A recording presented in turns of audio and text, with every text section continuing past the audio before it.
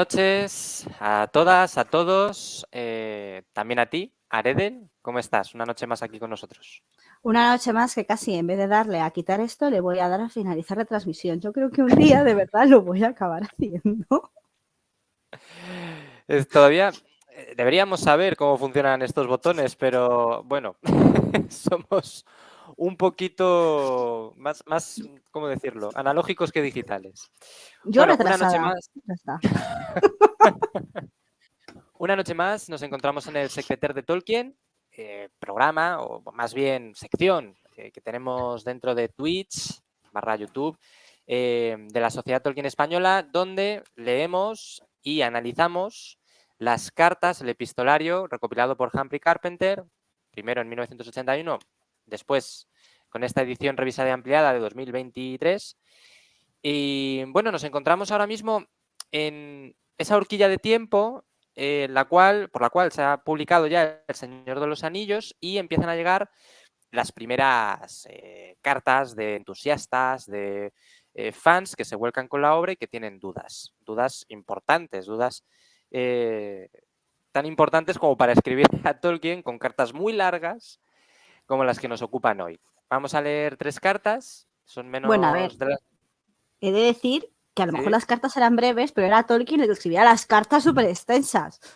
Porque claro, las Claro, cartas que le escribían a él no las sabemos. exacto, totalmente cierto. Es él, porque al final lo que leemos son contestaciones, tienes toda la razón, el que, digamos, se extiende, ¿no? Como decía, pues van a ser poquitas cartas, hoy leeremos 3, 2 de ellas un poquito más largas, de la 163 a la 165, como podéis ver en el título. No sé si te he presentado, Aredel. A lo mejor he ido Sí, me has directamente a la presentado, introducción. pero hay un poco como no pasa Bueno, nada.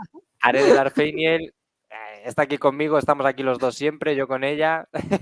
¿Cómo estás? Pues bien, aquí estoy, un lunes más, Estupendo. cansada, con frío, de invierno. En qué momento decidimos, haremos el secretero los lunes?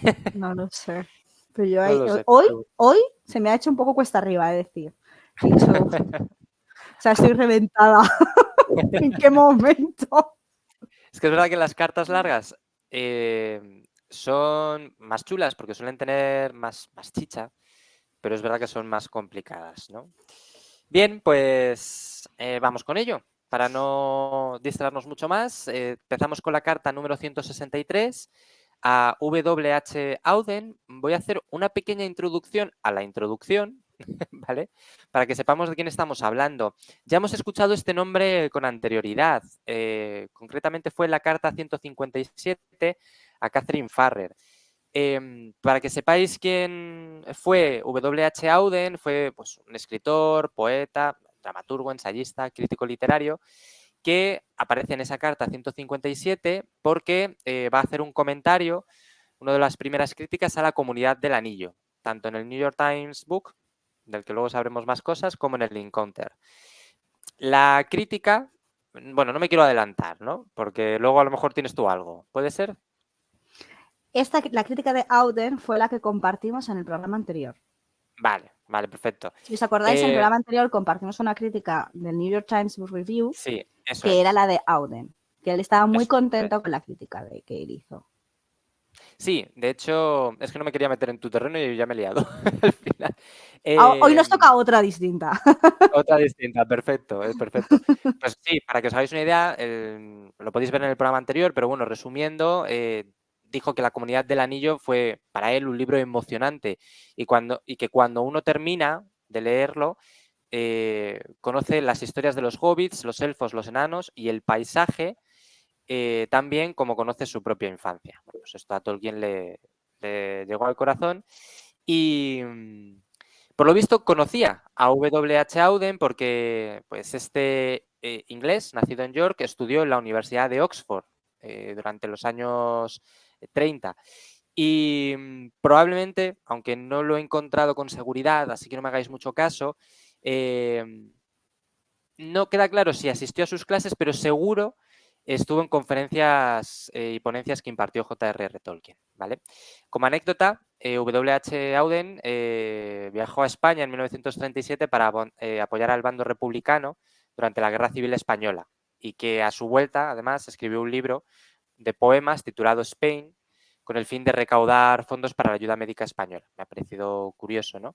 Porque muchas veces hablamos de las conexiones españolas que tiene Tolkien y esta también puede ser una de ellas, ¿no? Y bien, me meto en faena, ¿vale?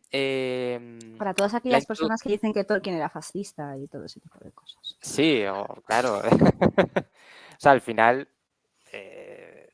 bueno, ese programa ya lo hicimos. Bien, voy con ello. Introducción de Humphrey Carpenter para que conozcamos un poquito pues cuál es el contexto de la carta. Nos dice lo siguiente: a Auden, que había comentado El Señor de los Anillos en la New York Times Book Review y en el Encounter, se le habían enviado las pruebas del tercer volumen, El Retorno del Rey. Le escribió a Tolkien en abril de 1955 para formularle varias preguntas suscitadas por el libro. La réplica de Tolkien no se conservó. Auden habitualmente tiraba las cartas después de leerlas. Este volvió a escribir a Tolkien el 3 de junio diciendo que le habían pedido que diera en octubre una charla sobre El Señor de los Anillos por el tercer programa de la BBC. Le preguntaba si quería escuchar algo especial en la emisión y si podía suministrarle algunos toques humanos, dándole información acerca de cómo llegó a escribirse el libro.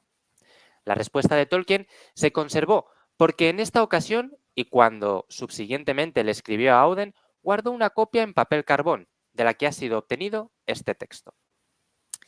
Bien, la carta data del 7 de junio de 1955.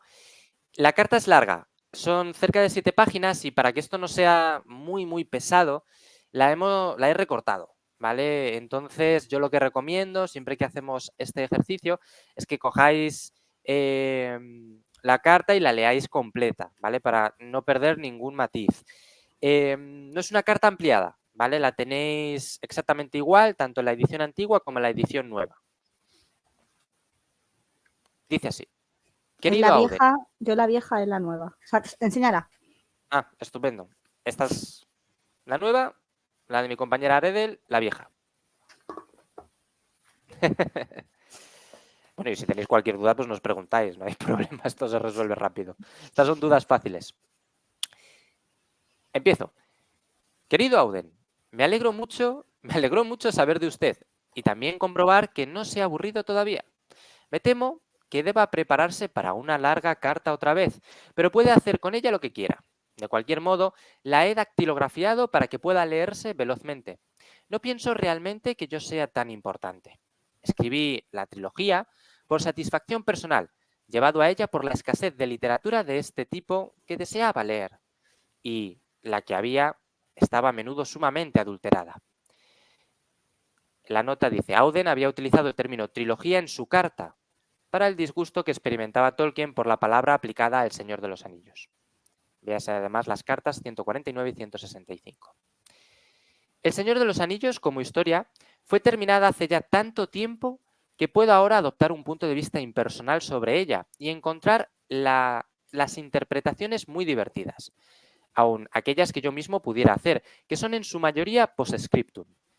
Tenía en mente muy pocas intenciones de carácter particular, conscientes o intelectuales, mientras iba escribiéndolas. Una nota a pie de página dice: consideré los Ents, por ejemplo, no los inventé de modo consciente en absoluto. Y ahora me gustan los Ents porque no parecen tener nada que ver conmigo.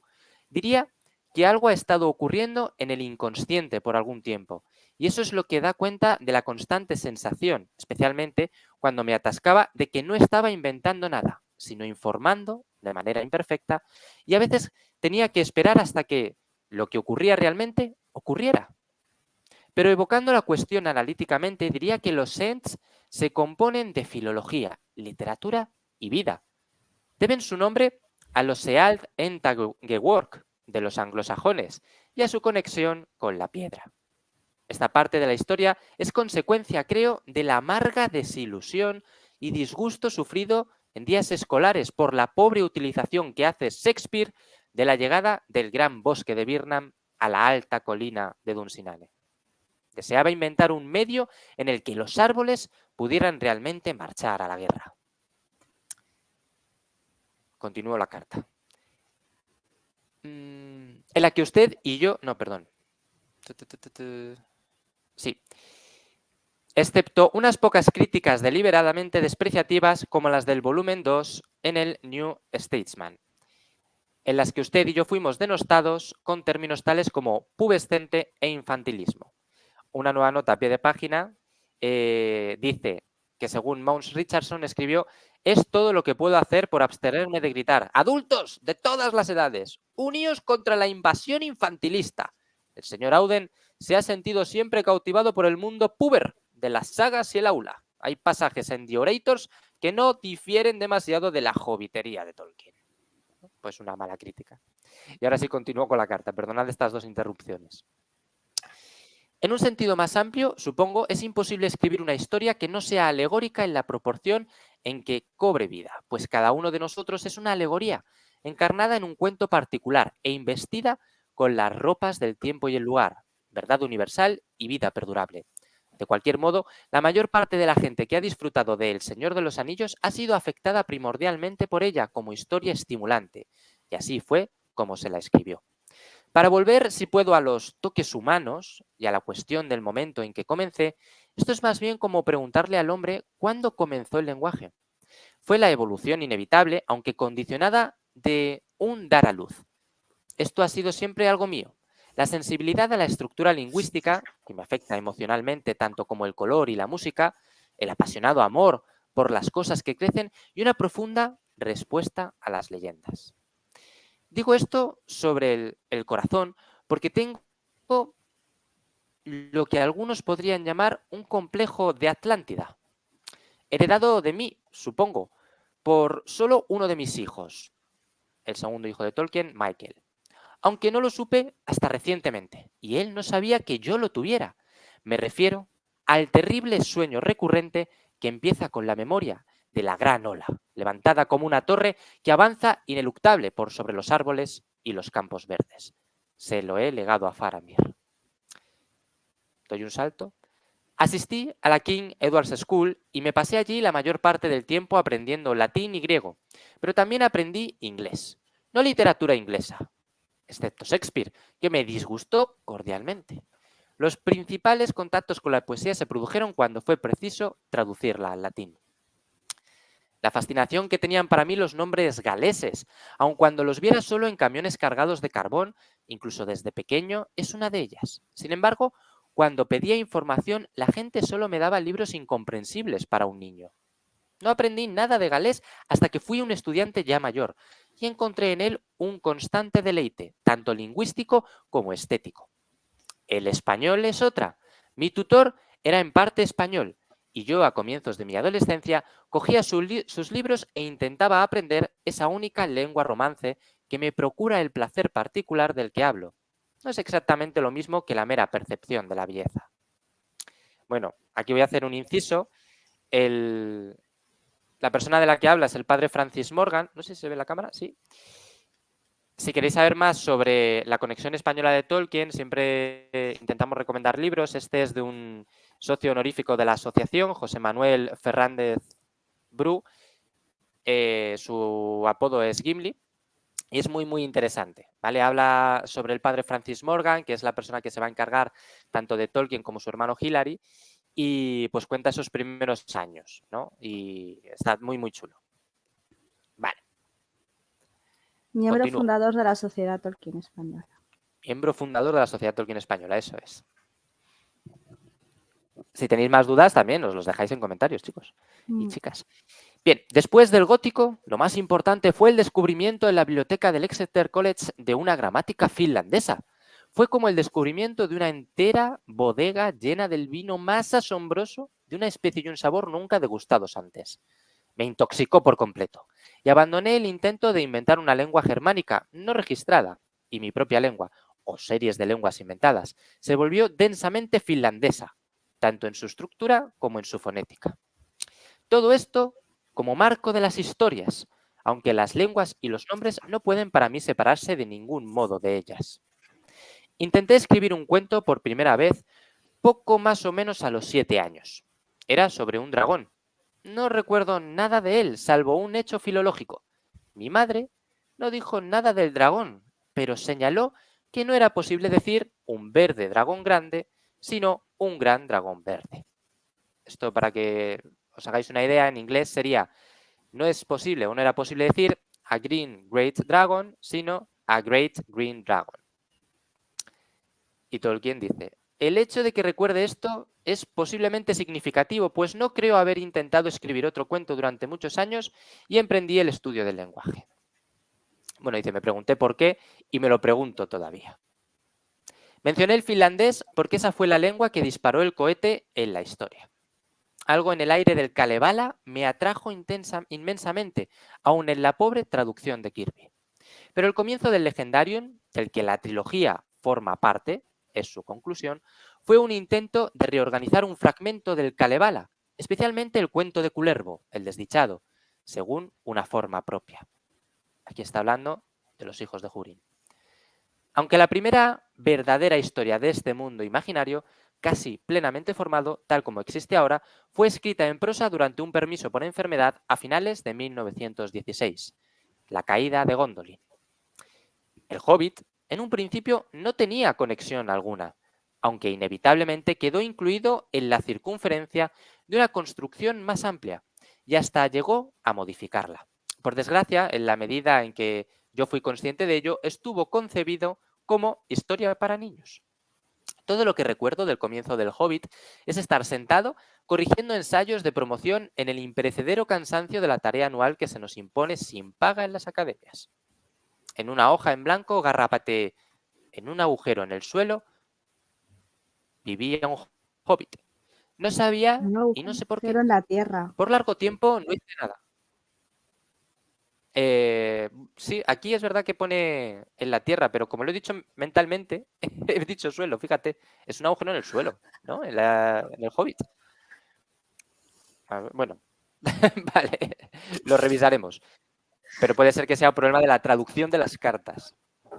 Es que a eso voy. Tú vete Claro. leyendo. Voy a por la carta en inglés, tú vete leyendo. Perfecto. No sabía y no sé por qué. Por largo tiempo no hice nada al respecto y durante algunos años no fui más allá del trazado del mapa de Thror, pero se convirtió en el Hobbit a principios de la década de 1930.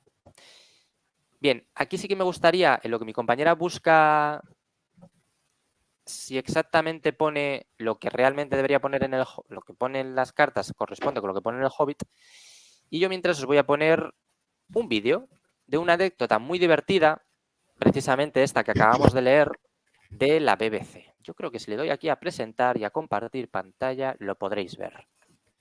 Vale. Bueno, la anécdota que acabamos de leer también la relata Tolkien en una entrevista que hace para la BBC. Y lo más bonito de esto, no está traducida ni subtitulada, ¿vale? Pero bueno, nos podemos hacer una idea. Yo creo que lo más bonito de esto es ver las caras que tiene Tolkien, ¿no? Las caras, Juan, las caras. Sí. He tenido que decirlo, lo siento. Tenías que decirlo.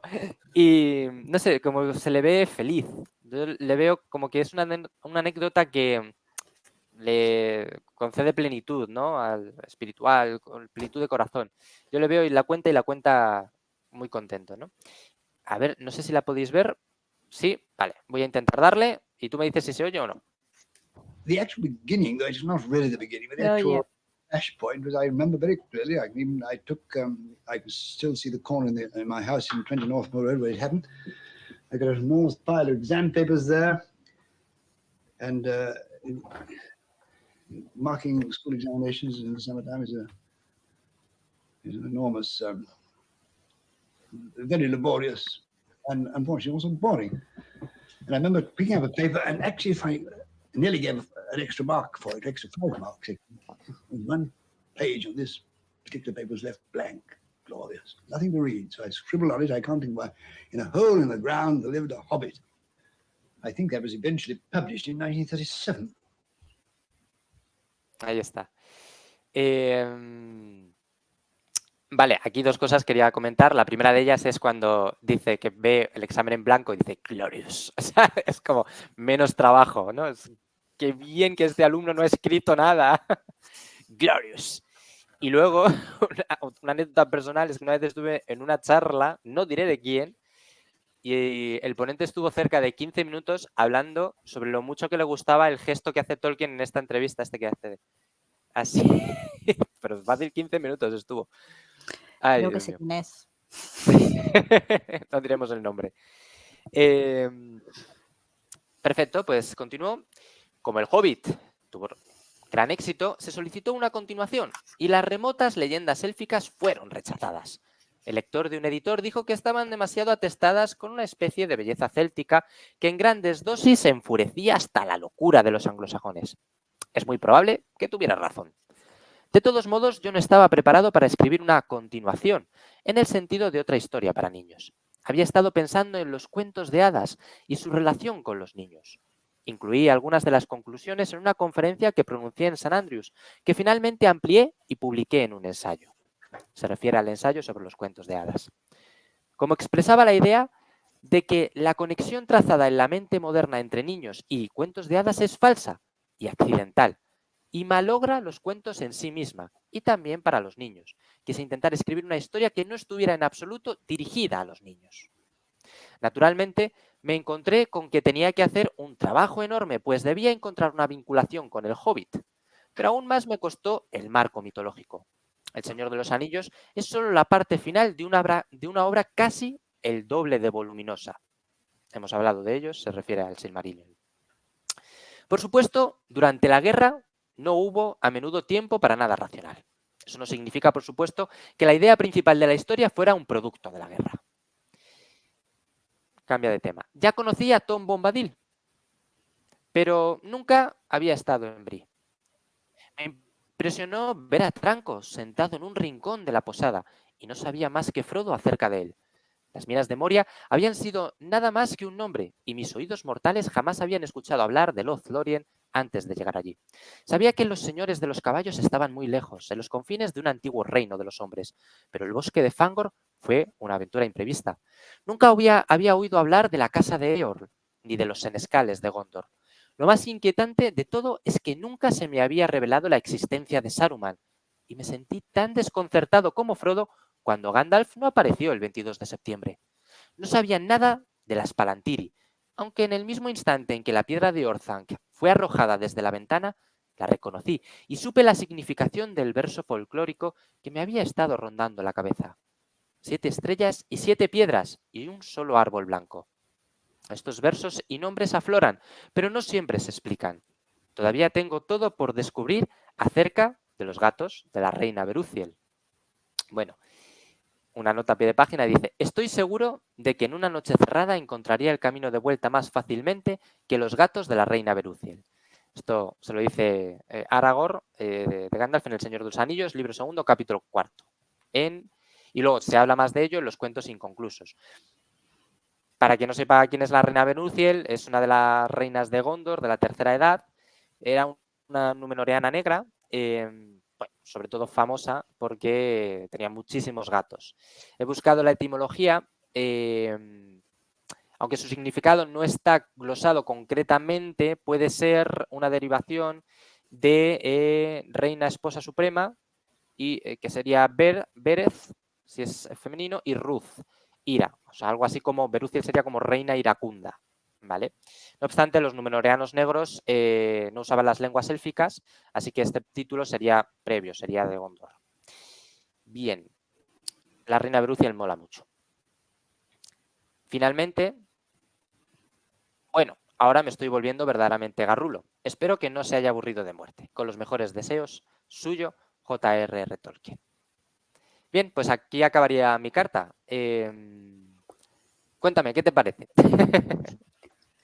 Yo creo que esta carta y la 165 se complementan bastante. O sea, no quiero tan... Estupendo. Creo que son... Las dos explican bastante de lo que es Tolkien. O sea, la parte de todos los idiomas. O sea, creo que 163 y 165 es Tolkien 101. O sea, en este caso, Tolkien con los idiomas, que cómo le afectan, cuáles son los que ha estudiado, en cuáles se basa para su obra, cómo le influyeron a la...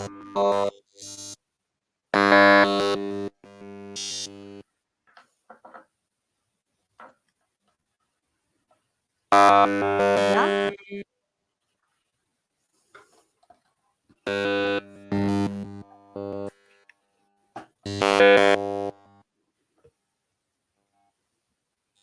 Hola.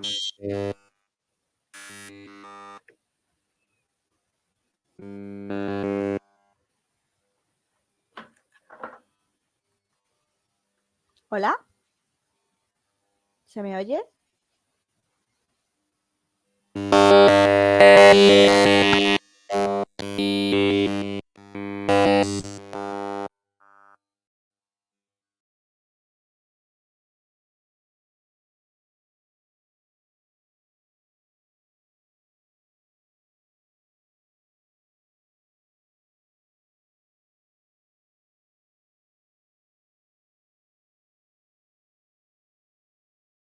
¿Podéis confirmar si a mí me escucháis? Hola.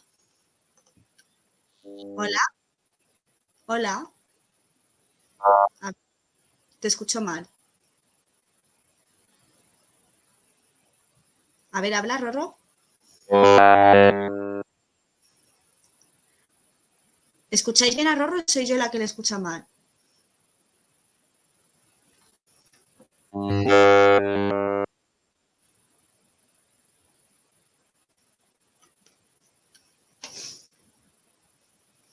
Vale. El infierno, que sea de mi internet. Uf, Rorro, quítate el micro, prueba con otro micro, porfa.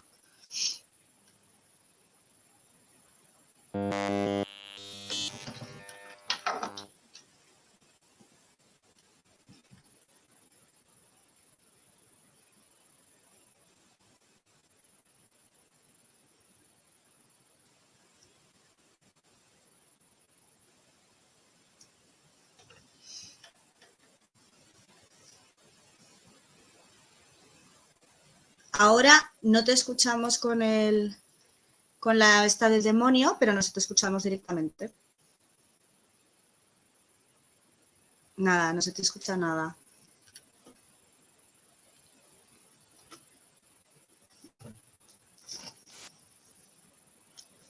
A ver. A ver. Nada.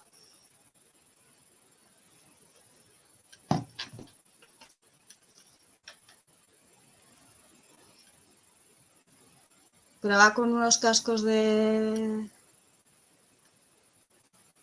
estos de móvil.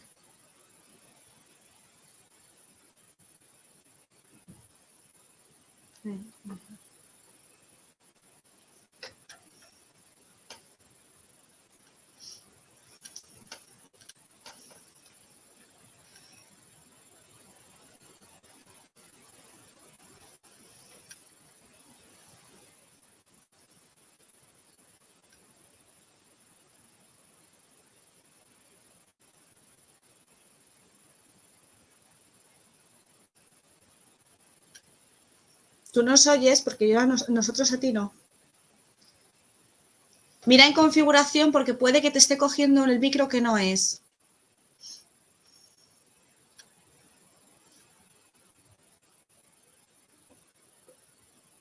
No. En audio, el micrófono.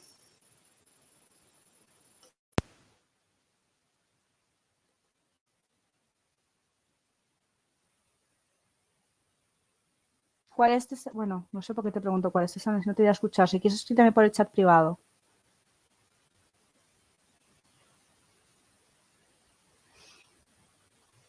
Perdón por las molestias.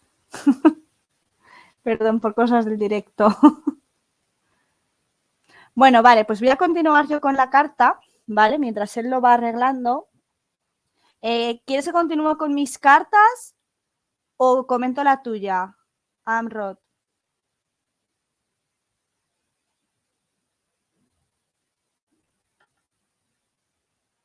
Vale, pues voy a comentar la carta de Amrod y luego sigo con la mía. Bueno, pues como decía, considero que la carta 163, no 164, perdón, la 163 es una de las cartas que sería Tolkien 101 de las más relevantes que podemos encontrar de Tolkien. ¿Por qué? Porque nos explica cuáles son los cimientos lingüísticos y literarios que tiene Tolkien a la hora de escribir su obra. encontramos que varias son las lenguas en las que él se basa. Nos habla del finlandés, nos habla del galés, nos habla del gótico, nos habla del español, nos habla del propio inglés. O sea, de hecho, él viene a decir que él escribe varias lenguas y a partir de esas lenguas es donde empieza a crear ese legendario. Esta idea de que lo que él hace es dar un cobijo a ciertas lenguas se ha repetido. Esos cascos no te funcionan, Abro. No.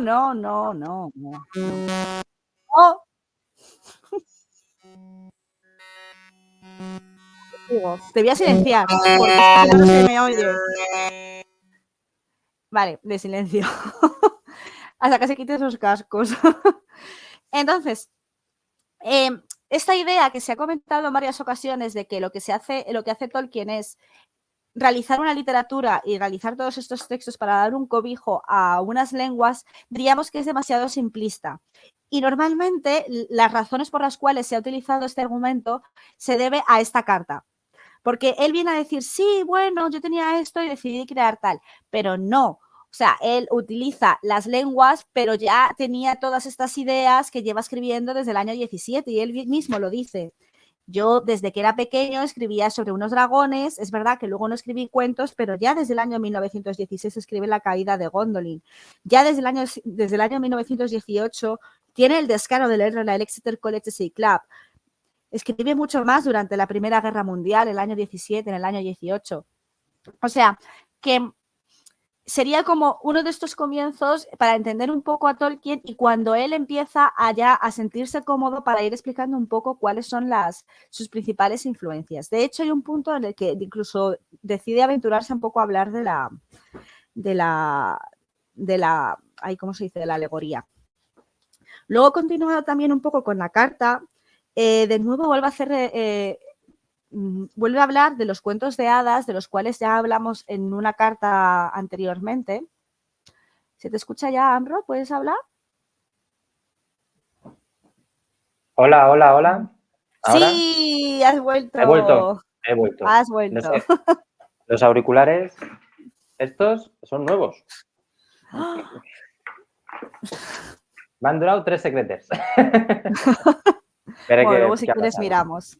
Sí, no te preocupes. Perdonad, chicos y chicas. Dale. No, todo para ti.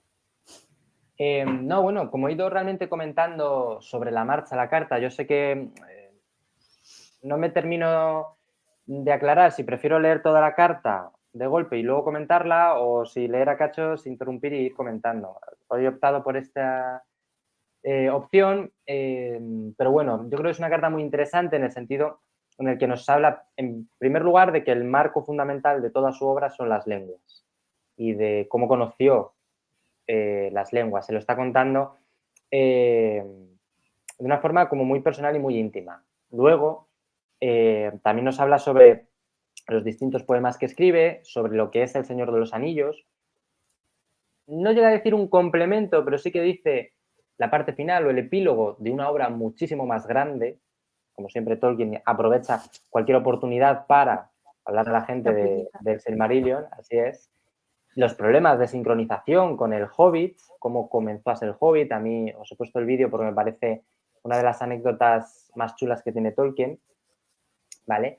Y poco más. Nos habla de los Ents, que también es una parte muy, muy bonita sobre cómo les conoce, porque él, justo en el Esmeralda de Númenor hablábamos este domingo, en la última reunión, que hay 2 tipos de escritores. El escritor brújula y el escritor jardinero. Me dijeron que se decía así. El escritor brújula es aquel que tiene clarísimo, mediante un organigrama, lo que tiene que hacer. Mientras que el escritor jardinero va plantando semillas y ellas solas brotan y crecen. Tolkien sería más este segundo tipo, ¿no? Él sabe que las minas de Moria se llaman así, pero no sabe qué va a encontrar dentro. Y en esta carta lo explica muy bien. Esa parte me gusta mucho. Y ya está. Me ha gustado eso, porque yo no estuve en la reunión de ayer. Muy buena reunión. Sobre el herrero de Button Mayor. Tengo, para cuando lleguemos a las cartas del herrero de Button Mayor, unas ideazas. Igual. Pues yo me la perdí, pero bueno. Pues si te parece, continuamos con la carta 164. Sí. Que sería una carta muy, muy breve, en este caso a Naomi Mitchison, del 29 de junio de 1955, que dice así: he pasado un periodo agotador con mucho más trabajo del que en realidad podía enfrentar, plus el volumen 3. Me siento tan aplastado como una llanta reventada, pero debo revivir cuando, o si como lo prometí, las pruebas finales del volumen 3 lleguen mañana. Los libreros dicen, entre ellos el señor Wilson de Bumpus, que después de una tan larga demora, finales de septiembre es ahora el momento oportuno para la publicación. Creo que IU pueden ahora aceptar la historia anterior en alguna forma. Cuando estuve en el centro el viernes pasado, parecían estar dispuestos a encarar la perspectiva de un libro en la longitud del volumen 1 aproximadamente. Bueno, esta carta es muy, muy breve. Es a una vieja amiga y una vieja conocida del Secretary, que es Naomi Mitchison, una de estas grandes amigas de Tolkien, de las primeras lectoras del Señor de los Anillos y una de las grandes personas con las que se cartea durante este periodo.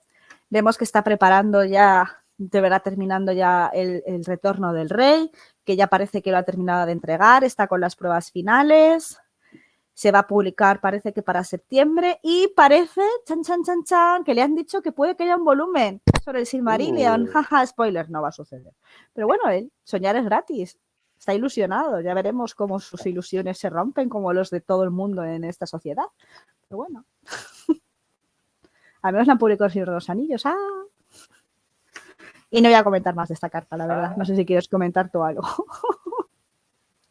No, es una carta sencillita. Yo creo que pasamos a la siguiente, que tiene más chicha. Sí, yo creo que sí. Esta carta son como unas 5 páginas. Yo no la he resumido porque considero que no hay que resumirla, la verdad. Tú te la has resumido, pues yo no la voy a resumir. Vale. Soy así. Carta 165 a la Houghton Mifflin Company. 5 de junio de 19... Perdón, este es el prefacio. El 5 de junio de 1955, en el New York Times Book Review, el columnista Harvey Braid consagró parte de su artículo semanal In and Out Books a Tolkien y sus escritos. Incluía este pasaje. ¿Qué lo hace funcionar? Le preguntamos al Dr. Sig Tolkien. El Dr. Tolkien, que enseña en Oxford cuando no está escribiendo novelas, dio esta vívida respuesta. Yo no funciono, no soy una máquina. Si funcionara, no tendría perspectiva sobre ello y sería mejor que interrogara al relojero. Mi obra no evolucionó hasta volverse una obra seria. Surgió así. La llamada historia para niños, El Hobbit, fue un fragmento arrancado de una mitología ya existente. La medida en que quedó engalanada en estilo o modalidad como obra para niños es de lamentar. También lo lamentan los niños. Soy filólogo y toda mi obra es filológica. Evito los hobbies porque soy una persona muy seria y no soy capaz de distinguir entre diversión privada y deber. Soy afable pero insociable. Solo trabajo por diversión privada, pues encuentro mis deberes privadamente divertidos. Esas observaciones fueron aparentemente tomadas de una carta escrita por Tolkien en respuesta a las preguntas de un representante del New York Times. El 30 de junio de 1955, Tolkien escribió a la Houghton Mifflin Company, su editorial americana. Por favor, no me culpen por lo que Braid hizo de mi carta. La original tenía sentido, una cualidad, sin embargo, que Harvey Braid no parece percibir. Se me hizo una serie de preguntas a las que debía responder según se me encomendó de manera breve, brillante y citable.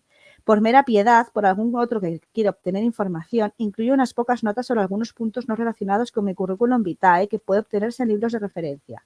Lo que sigue son las pocas notas. El texto se ha tomado una copia dactilografiada aparentemente hecha por la Houghton Mifflin Company según el original de Tolkien. Esta copia fue enviada a varias personas interesadas en diversas oportunidades. Algunas han sido citadas en artículos sobre Tolkien. A este mismo se le dio un ejemplar de esta copia y él hizo varias anotaciones y correcciones que se incorporan al texto presentado aquí. Mi apellido es Tolkien, no Kane. Es un apellido alemán de Sajonia, una amplificación de Tolkien. Esto es Tolkien.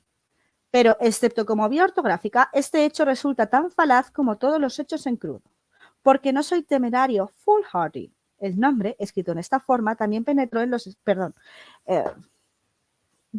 Foolhardy, que es una nota a pie de página, que foolhardy vendría a significar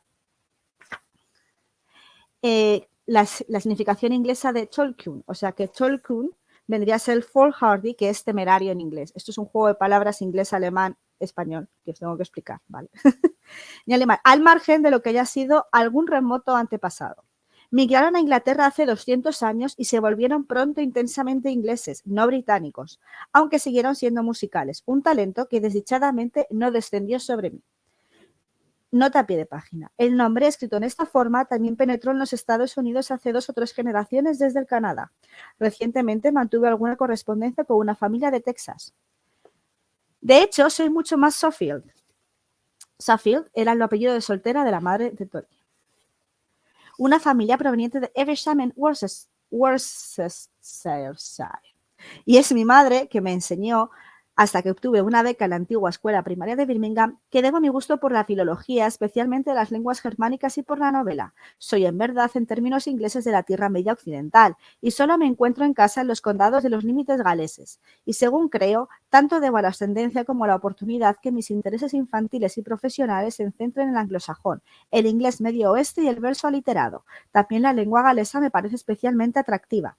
Nota a pie de página. El Sindarin, lengua de los elfos grises, está de hecho construida deliberadamente para que se asemeje al galés fonológicamente y para que guarde una relación con el alto élfico similar a la existente entre el británico, así llamadas propiamente las lenguas célticas que se hablan en esta isla en la época de la invasión romana, y el latín. Todos los nombres del libro y las lenguas han sido, por supuesto, elaborados y no están al azar. Escribo versos aliterados con placer, aunque he publicado poco más que los fragmentos del Señor de los Anillos, salvo The Homecoming of Byrhtnoth en el Essays and Studies of the English Association, 1953, Londres, John Murray, recientemente emitido por la BBC en 2 oportunidades. Un diálogo dramático sobre la naturaleza de lo heroico y lo caballeresco. Tengo esperanzas todavía de terminar un largo poema sobre The Fall of Arthur con la misma métrica. De cualquier modo, nací en Bloemfontein, Orange River Free State, otro hecho falaz, aunque mis primeros recuerdos se centran en un sitio cálido, pues en 1895 fui embarcado y de vuelta a casa, y he pasado la mayor parte de 60 años desde entonces en Birmingham y Oxford, salvo 5 o 6 años pasados en Leeds. El primer puesto que ocupé después de la guerra de 1914-1918 fue la universidad de allí. He viajado muy poco, aunque conozco Gales y a menudo he estado en Escocia, nunca al norte del Tay, y conozco algo de Francia, Bélgica e Irlanda. He pasado bastante tiempo en Irlanda y soy desde el pasado julio doctor en literatura en la Universidad de Dublín. Pero téngase en cuenta que puse el pie por primera vez en Eire en 1949, después de haber terminado El Señor de los Anillos, y tanto el gaélico como el aire de Irlanda me son del todo ajenos, aunque este último no, la lengua me resulta atractivo. Podría añadir que en octubre se me otorgó un título, doctor en letras en Lieja, Bélgica, aunque solo sea para registrar el hecho de que me asombró ser saludado en francés como le créateur de Monsieur Bilbo Baggins, y más aún que se me diera como explicación del aplauso que yo era un texto obligatorio. ¡Ay! Hasta podría dilucidar lo que Herbert ha dejado de mi carta. La observación sobre la filología tenía por intención aludir a lo que creo un hecho primordial sobre mi obra, que es toda ella de una pieza y de inspiración fundamentalmente lingüística. Bien podría considerar las autoridades de la universidad una aberración que un profesor de filología ya mayor se dedicara a escribir y publicar cuentos y novelas de hadas, y lo llamara un hobby perdonable, porque tan sorprendentemente para mí como para el que más ha tenido éxito. Pero no es un hobby en el sentido de algo del todo diferente de la propia tarea, considerado como un alivio o escape. El fundamento es la invención de lenguas. Las historias se crearon más bien para procurar un mundo para las lenguas que a la inversa. Para mí viene primero el nombre y luego le sigue la historia. Nota a pie de página. Una vez garrapateé Hobbit en una página en blanco durante unos aburridos exámenes a principios de la década de 1930. Transcurrió algún tiempo hasta que descubrí a qué se refería la palabra. Habría preferido escribir en élfico, pero por supuesto, una historia como El Señor de los Anillos ha sido preparada para la imprenta y he dejado en ella tanto lenguaje como pensé que los lectores podrían digerir. Compruebo ahora que a muchos les hubiera gustado más. Pero hay abundante material lingüístico, además de nombres y palabras élficas, incluido en el libro o mitológicamente expresado. De cualquier modo, para mí es en amplia medida un ensayo sobre estética lingüística, como contesto a veces a la gente que me pregunta, ¿de qué se trata todo? No se trata de nada salvo de sí mismo. Por cierto, no tiene intenciones alegóricas, sean ellas generales, particulares o tópicas, morales, religiosas o políticas. La única crítica que me molestó fuera de que no contenía religión alguna, ni tampoco mujeres, pero eso no interesa y no es cierto de cualquier manera. Es un mundo monoteísta de teología natural. El extraño hecho de que no haya iglesias, templos o ritos y ceremonias religiosas forma simplemente parte del clima histórico descrito. Quedará lo bastante explicado si, como ahora parece probable, se publican el Silmarillion y otras leyendas de las edades primera y segunda. Yo mismo soy de cualquier modo cristiano, pero el de la tercera edad no era un mundo cristiano. Tierra Media, entre paréntesis, no es el nombre de una tierra de nunca jamás sin relación con el mundo en que vivimos, como el Mercurio de Edison. Es solo un ejemplo del inglés medio Middle Earther o Earther, una alteración del inglés antiguo Midgard, el nombre de las tierras habitadas de los hombres entre los mares. Y aunque no he intentado relacionar la forma de las montañas y de las masas de tierra con lo que puedan afirmar o conjeturar los geólogos del pasado cercano, imaginariamente se supone que esta historia se desarrolla durante un periodo del viejo mundo real de este planeta. Hay, por supuesto, ciertas cosas y temas que me conmueven especialmente. Las interrelaciones entre lo noble y lo simple o común vulgar, por ejemplo, encuentro especialmente conmovedor el ennoblecimiento de lo innoble. Estoy enamorado, evidentemente, de las plantas y sobre todo de los árboles, y siempre lo he estado. Y su maltrato por parte de los hombres siempre me ha resultado tan difícil de soportar como a otros el maltrato de los animales. Creo que los llamados cuentos de hadas son una de las formas más altas de la literatura y que del todo erradamente se le asocia con los niños en cuanto a tales.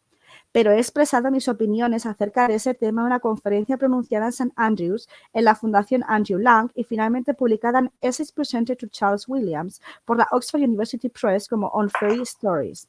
Creo que es un trabajo muy importante, al menos para quien me considere digno de tener en cuenta, pero exasperadamente la Oxford University Press ha permitido que la edición se agote, aunque ahora hay demanda del ensayo, y el único ejemplar que tenía me ha sido robado.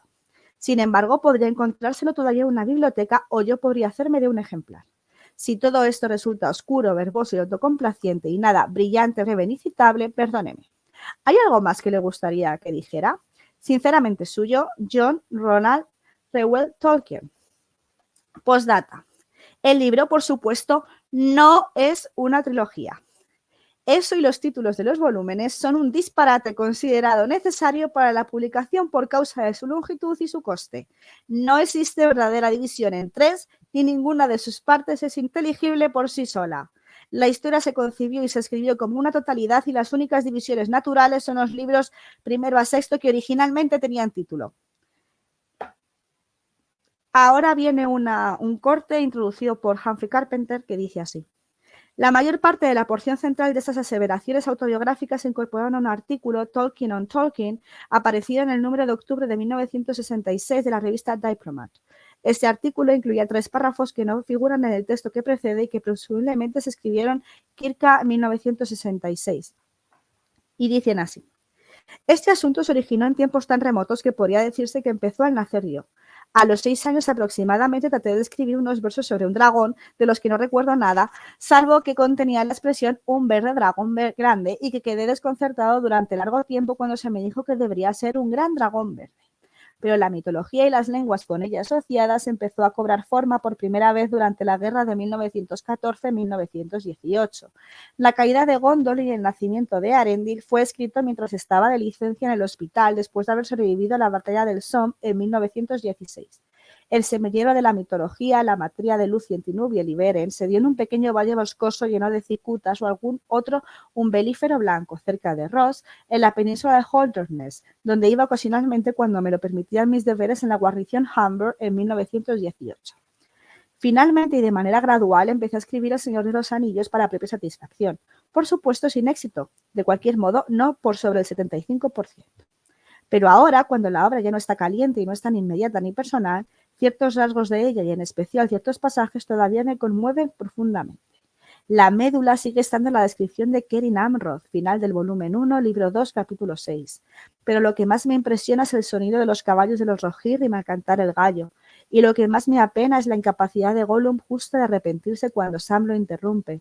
Esto me parece verdaderamente semejante al mundo real, en el que los instrumentos de la justa retribución rara vez son a ellos mismos o santos, justos o santos, y los buenos son a menudo bloques que se derrumban.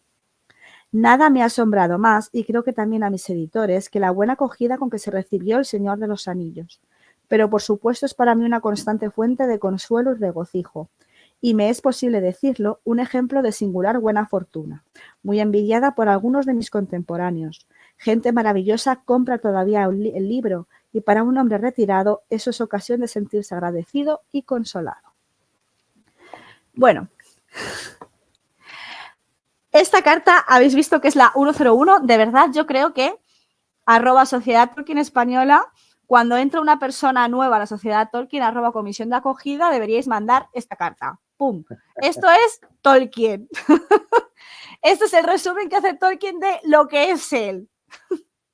Creo que mejor explicado, imposible. O sea, yo creo que tuvo que hacer un gran esfuerzo por intentar resumir exactamente qué es lo que significa su obra y qué es lo que significa también para él. Entonces voy a ir poco a poco. No se nos olvide que esto ya hemos empezado escribiendo a Hawthorne Mifflin, haciendo así un poco de resumen, sobre todo si es la primera vez que llegáis a la secretaria de Tolkien, porque estáis haciendo un trabajo para la universidad específicamente sobre la carta 165, cosas más raras se han visto. La Hawthorne Mifflin Company es la editora de El Señor de los Anillos en Estados Unidos. Esto es una respuesta porque el 5 de junio de 1965 la New York Times Book Review publicó por parte de Harvey Breed un artículo semanal que se llamaba In and Out of Books, en el cual habla sobre Tolkien y Tolkien se enfada muchísimo. Bueno, ya sabes que a mí me gusta hacer arqueología de estas cosas y como no tengo otra cosa mejor que hacer, lo he buscado. Y como tampoco tengo en qué gastar el dinero, he decidido pagar a la New York Times para poder ver el artículo. Así que os lo voy a enseñar, porque ya que he pagado, pues... ¡Qué maravilla! Un aplauso. Artículo de hace 70 años. ¿Me ha sentado bien tener que pagar para que veáis esto? No, pero bueno, no entiendo por qué hay que pagar. ¿Lo estáis viendo? Sí. Vale. Bueno, pues esto es el PDF, esta es la página que se llama In and Out Books. Aquí hay un dibujito muy cookie. Y es aquí, Oxford Ya vale College. la pena, los 2 euros. 2 euros me ha costado. Aquí es donde aparece el artículo. Os lo iba a traducir, pero la verdad es que la traducción que aparece en el comienzo de esto de Humphrey Carpenter viene a ser exactamente lo que dice el artículo. O sea, está prácticamente entero, en plan, ¿cómo sucede que un escritor de libros de niños que empezó de esta manera, si creemos lo que dicen los críticos, puede terminar con una trilogía tan brillante como El Señor de los Anillos? La segunda parte, de la cual Las Dos Torres ha sido aquí recientemente resumida y ha sido catalogada como para adultos. El autor de esta gran obra maestra gótica, J.R.R. Tolkien, o sea, todo esto que nos está diciendo de que aquí es cuando dice, ¿qué es lo que le hace funcionar? Y aquí él dice, yo no funciono, yo no soy una máquina, mi trabajo no evoluciona, o sea, todo esto. Es simplemente a Tolkien, esto empieza aquí, en Oxford College, ¿vale? Es esta columna de aquí. Y finaliza aquí. Y aquí es donde dice, yo soy un filólogo y todo mi trabajo es filológico. Evito los hobbies porque soy una persona muy seria y no puedo distinguir entre la diversión personal y el deber. Soy una persona afable, pero poco sociable. Solamente trabajo para diversión privada, puesto que encuentro mis deberes bastante entretenidos. Yo la verdad es que, pobrecito, le ponen un poco... un poco raro, pero bueno. No, hombre, no me debéis nada, no me debéis un café. A ver, no sé si lo sabéis, pero mi placer culpable también es la historia de los Estados Unidos y ahora estoy muy entretenida porque tengo elecciones primarias en Estados Unidos y lo estoy pasando muy bien. Entonces, pues bueno, al menos tengo 2 semanas en las cuales me puedo leer artículos sobre qué es lo que está pasando allí. O sea, que tampoco ha sido un gran drama. Entonces, bueno, pues empezamos con este drama que para Tolkien y ya centrándonos en la respuesta que decide dar Tolkien, pues al final Tolkien dice, bueno, pues como parece que en Estados Unidos no se aclara muy bien con cuál es mi persona, recordemos que estamos en el año 55. O sea, al final, esto nos cuesta a día de hoy, pero es el otro lado del mar. Es verdad que Estados Unidos y el Reino Unido siempre han tenido unas relaciones muy estrechas, pero sigue siendo un problema. Entonces, él dice, bueno, pues voy a redactar un texto que sea un resumen de quién soy yo para que lo puedan utilizar en diferentes ocasiones y, como bien nos dice Humphrey Carpenter, se utiliza en diferentes textos como referencia, que sea como una especie de currículum escrito para que se pueda entender un poco quién es. No tanto de un currículum académico sobre qué ha escrito él, sino un poco un currículum personal que dé un poco de contexto de por qué ha escrito El Señor de los Anillos y que se pueda utilizar. No es posible suscripción en Twitch. No tenemos, perdón que haya cortado, no tenemos habilitada la suscripción en Twitch porque como nosotras formamos parte de la Sociedad Tolkien Española y somos una asociación sin ánimo de lucro, nosotras no nos podemos lucrar ni queremos lucrarnos con suscripciones en Twitch. Entonces, si te interesa conocer un poquito más sobre Tolkien y te apetece unirte a la asociación, sí que ahora te voy a dejar, si quieres, el link para que nos puedas seguir, y si te apetece unirte a la Sociedad Tolkien Española, porque te apetece hablar más sobre Tolkien, pues sin problemas, pero no es posible la suscripción en Twitch. Ahora cuando termine yo te lo pongo. Bueno, volviendo a esto de... Gracias, Rob.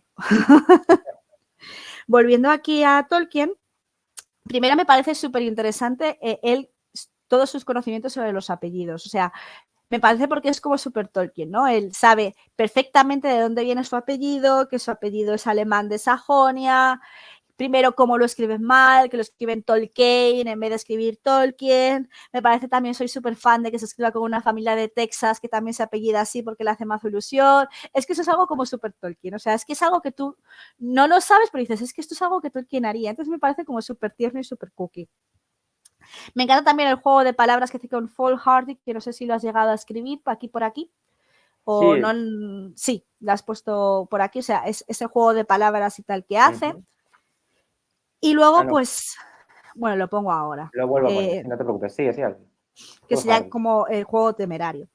Y luego, pues, simplemente, pues, es que tampoco es comentar mucho, porque son cosas que ya hemos comentado varias veces, cosas que se ha comentado previamente en tu carta, como lo del dragón verde y demás.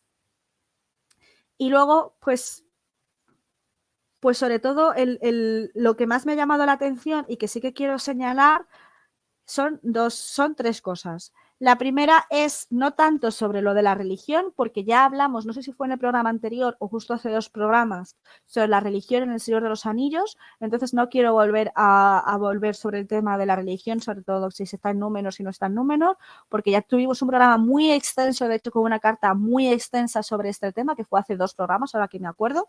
Entonces os remito a ese programa. Eso por un lado.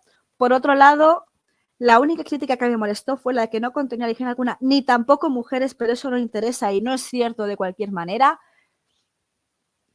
El tema de que no hay mujeres en la obra de Tolkien, puedo comprar que no hay mujeres en El Hobbit, puedo medio comprar la parte de que no hay mujeres en El Señor de los Anillos, que es Regu, pero no voy a comprar que no hay mujeres en el Silmarillion, pero es cierto, a Tolkien se le olvida que la gente no ha leído el Silmarillion.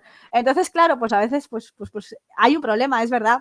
Pero bueno, que ahora mismo, a año 2024, alguien me diga que no hay mujeres en el Silmarillion, eso ya me chirría, ¿eh? Entonces, bueno, pues aprovecho y os invito a que leáis, a que veáis la cantidad de charlas que se han hecho en la Sociedad Tolkien y que se pueden hacer próximamente sobre mujeres y todos los textos que se han escrito por parte de mujeres dentro de la sociedad, a tomar por culo, perdón, sobre mujeres y en la obra de Tolkien, tanto en su vida como en su obra. Lo digo porque aquí en Twitch han hecho algunas y las podéis encontrar en el canal de YouTube de la Sociedad Tolkien Española.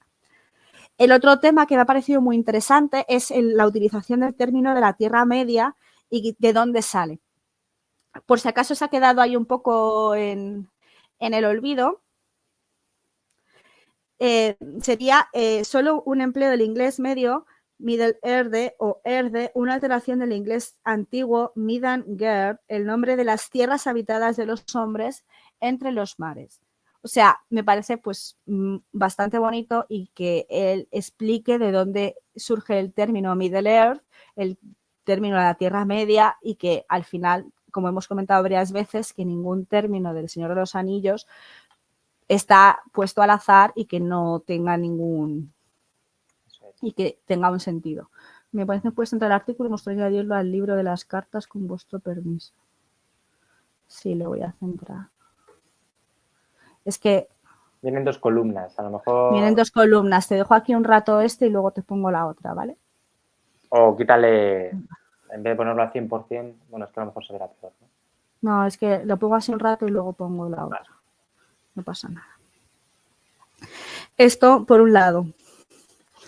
Y luego también la que parte que me ha gustado también más, aunque la he leído un poco regulinchi, es en la que él dice lo que más le gusta del Señor de los Anillos, en la cual comenta que la médula sigue estando en la descripción de Kerim Amroth, que lo que más le sorprende son los caballos de los Rohirrim al cantar en gallo, que lo que más le apena es la incapacidad de Gollum a arrepentirse, que lo que es lo que más me gusta también de esta carta, que él nos cuente cuáles son las cosas que más les gustan del Señor de los Anillos. Y no sé si tú quieres comentar algo más. Bueno, para empezar estoy muy de acuerdo porque uno de mis capítulos preferidos, y si no os acordáis, es O esta noche, es tan buena como cualquier otra para recoger la comunidad del anillo y leer la llegada de la comunidad a Kerin Amroth. Esa parte es probablemente la mejor descripción que tiene El Señor de los Anillos. Es súper bonita. La gente siempre piensa en los Lothlórien, pero lo que realmente es bonito es la descripción de Kerin Amroth. Está dentro de los Lothlórien. Y, o sea, como hay... Porque los Lothlórien está amurallado por unos árboles y hay un pequeño río, ¿sabes? A modo de foso. Y cómo entran dentro ellos de Kerin Amroth, de lo que es la ciudad amurallada de árboles de los Lothlórien, está súper guay, súper bonito. Y lo otro que más me llamaba la atención está justo al principio, como Tolkien es víctima de un mal, permitidme la licencia, un mal periodismo, ¿no? Él cuenta que envían una serie de preguntas, él envía una serie de respuestas, como siempre, imagino que estarían súper curradas, súper trabajadas, y lo que obtenemos es este artículo que, pues, obviamente está sesgado, ¿no? Y él se enfada y dice, joder, pero es que esto no es lo que yo... A mí me enviaron unas preguntas, yo hice unas respuestas y ya luego han hecho lo que han querido. Y entonces eso también me hace mucha gracia. Sí, estoy de acuerdo.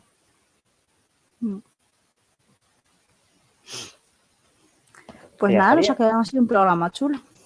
Sí, bueno, yo Tolkien me quedo 101. Ah, dime. 101. Me quedo con una espinita porque se me ha estropeado los auriculares en mitad del directo. No. Pero bueno, le echaré un vistacillo a ver qué pasa. Y sí, la verdad es que no. 165. Perdón, que te he quitado. Te he Pero quitado bueno. en vez de quitar lo otro. La 165 estaba tan ligada, ¿no?, a la 163. Prácticamente se hablan de muchas cosas similares. Pero está bien porque efectivamente nos cuenta Tolkien cosas que son muy íntimas sobre El Señor de los Anillos, sobre cómo ha sido escribirlo, sobre lo que significa. Otra parte que has leído que me parece muy chula es que aquí hace por primera vez, o si no es por primera vez, es una de las primeras, perdonadme porque puede que la memoria me falle, en las que Tolkien resume El Señor de los Anillos como un ensayo estético-lingüístico y luego normalmente añade lo de sobre la muerte y la búsqueda de la inmortalidad. Un ensayo estético-lingüístico sobre la muerte y la búsqueda de la inmortalidad. Y es curioso porque es su yo más académico. Tú lees El Señor de los Anillos y no piensas, bueno, menudo ensayo estético-lingüístico me acabo de leer. No, hombre, no. Eso es bastante improbable, ¿no? Pero está muy bien, porque es verdad que cuando eres académico y lees El Señor de los Anillos desde ese punto de vista, sí que lo puedes percibir así. Y ya estaría. No, Tolkien se pronuncia Tolkien. Nosotros decimos Tolkien, pero se pronuncia Tolkien. De hecho, yo tengo problemas cuando leo en inglés porque me siento, digo, aquí en las cartas en castellano porque me siento retrasada. O sea, porque yo a veces digo, The Oxford University Press, y luego digo, Tolkien, pero es Tolkien, o sea, Tolkien. es Tolkien. Es John Ronald Reuel Tolkien. Pero Claro, sí, decimos Tolkien. la confusión es porque ellos, los americanos, en el artículo ponen Tolkien. Claro, Y Tolkien. claro, él contesta diciendo, es Tolkien, pero Tolkien. Y no sería dos i's, es una i larga, sería Tolkien. Es una i larga. Ya sabes que en inglés se pronuncian las cosas raras. No hay una unanimidad. O sea, ellos lo intentan, pero no existe. O sea, una i larga. Hay No sea una muchos i tipos corta. de inglés, ¿no? Claro. Y si lo hemos leído en inglés, yo sí. Amroth no sé. Sí, Yo, bueno, personalmente he sí. leído El Señor de los Anillos, El Hobbit, pero el Silmarillion en inglés no lo pude leer. El Silmarillion me parece muy complejo y lo empecé a leer y lo dejé en el Balaclenta porque ya me pareció que no estaba aprovechando mis ganas de leer el Silmarillion, ¿no? Claro, Entonces no lo terminé. a mí lo que me ha pasado también, sobre todo con el Silmarillion, y me pasa ya en castellano, es que yo ya no me leo el Silmarillion de pe a pa. O sea, yo ya no me siento a leerme el Silmarillion, sino yo ya me leo los fragmentos que me interesan porque voy a trabajar sobre X tema en concreto y digo, pues me voy a leer esto. O igual que, entonces, ya pasa, o sea, me pasa eso. Entonces, pues yo creo que no me he sentado a leer el Silmarillion en inglés. Sobre si merece la pena, pues sí. Yo creo que darle, si te gusta, si sabes leer en inglés y lees en inglés o quieres hacer el esfuerzo, creo que sí merece la pena porque sí. A ver, se entienden muchos más matices. También depende de tu nivel de inglés. El Hobbit es más sencillito. El Señor de los Anillos, si ya lo has leído previamente en castellano, bueno, no es complicado, ¿vale? Pero ya es más complicado que el Hobbit. Y el Silmarillion sí que para mí resultó complicado, pero depende al final de tu nivel de inglés.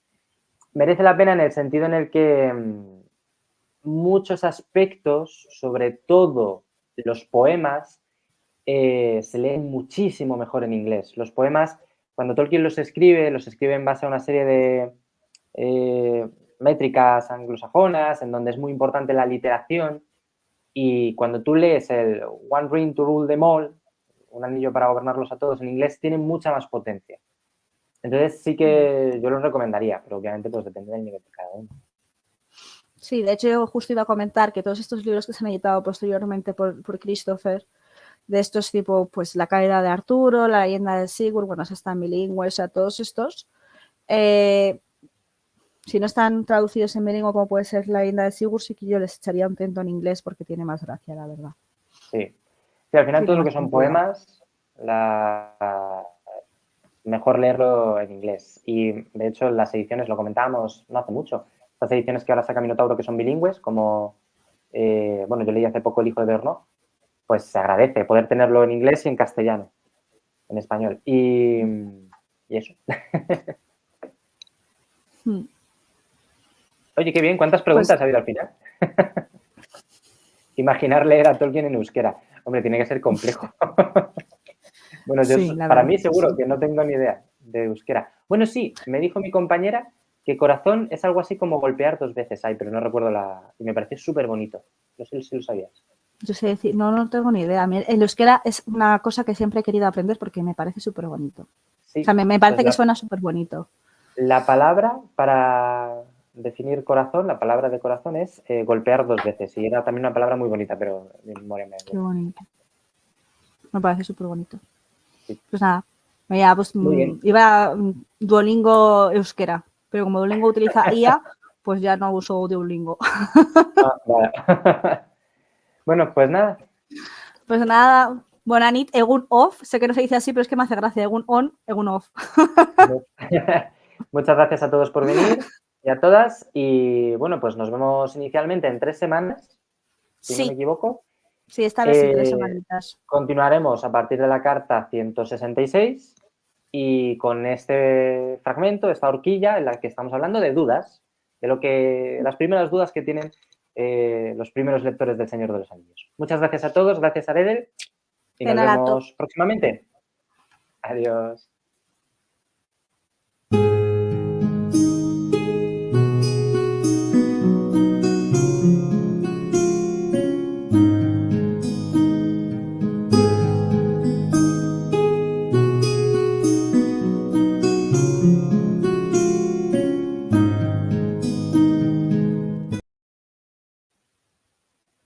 Ay, mierda.